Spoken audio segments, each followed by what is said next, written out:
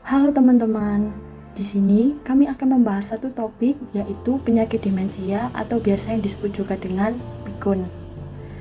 Apa aja sih yang akan dibahas? Yang pertama ada definisi, urgensi, gejala, penyebab, tahapan, dan penanganan demensia.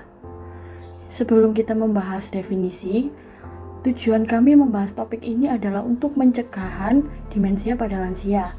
Informasi ini diberikan kepada generasi muda yang akan mendampingi mereka di masa tua. Masuk pada penjelasan tentang demensia, yaitu suatu gangguan kognitif yang ditandai dengan adanya penurunan daya ingat, komunikasi, perencanaan, pemahaman, dan bahkan kadang mengalami gangguan penglihatan.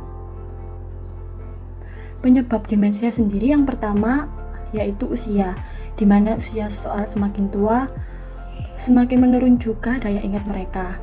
Yang kedua, merokok, alkohol, dan obat-obat terlarang. Kemudian Alzheimer. Alzheimer ini bisa disebut juga dengan penurunan daya ingat. Selanjutnya demensia vaskular, di mana merusaknya jaringan pada otak. Kurangnya vitamin B12 dan B6. Tiroid tidak bekerja sempurna, padahal tiroid sendiri memiliki fungsi yaitu untuk penggerak seluruh tubuh. Cedera kepada kepala, di mana pada masa lalu bisa jadi mereka mengalami kecelakaan atau jatuh.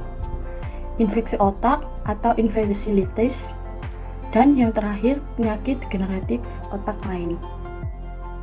Masuk ke gejala demensia. Yang pertama adalah penurunan daya ingat, kehilangan memori, dan kemampuan komunikasi. Ini berasal dari menurunnya fungsi otak. Kedua, gangguan argumen atau menilai permasalahan dan ada masalah dengan bahasa. Dikarenakan adanya penurunan fungsi otak, maka berpengaruh kepada gangguan argumen atau cara menyampaikan bahasa mereka. Ketiga, disorientasi dan perubahan tingkah laku, waktu, dan tempat. Ini bisa berasal dari satu kejadian yang sama.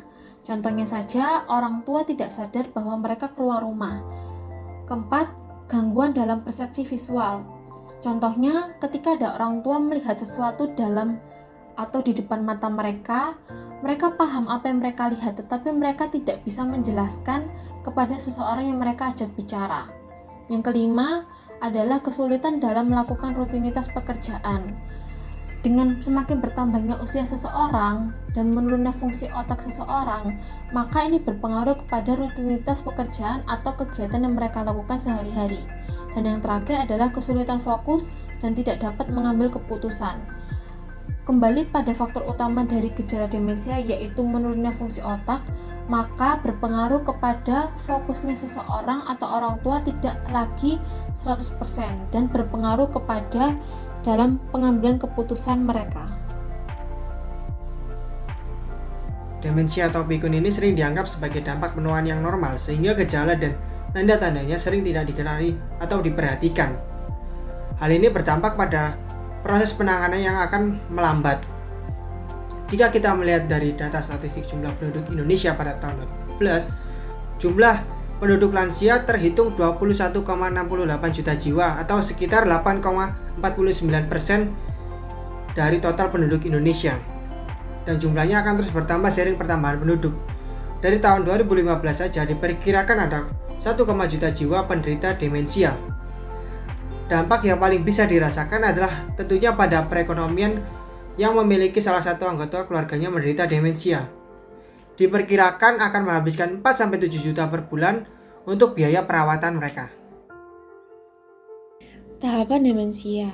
Tahapan demensia ada 3. Yang pertama adalah tahapan awal, di mana pasien mulai menderita kehilangan ingatan jangka pendek, depresi, sering agresif, mengalami disorientasi sementara, menunjukkan gangguan bicara, hingga kehilangan inisiatif dan motivasi.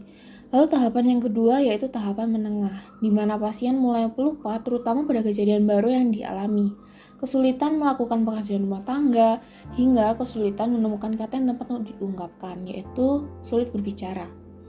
Lalu pada tahapan demensia yang lanjut, pasien sudah mulai kehilangan fungsi serta lebih ketergantungan pada orang lain, seperti susah untuk makan.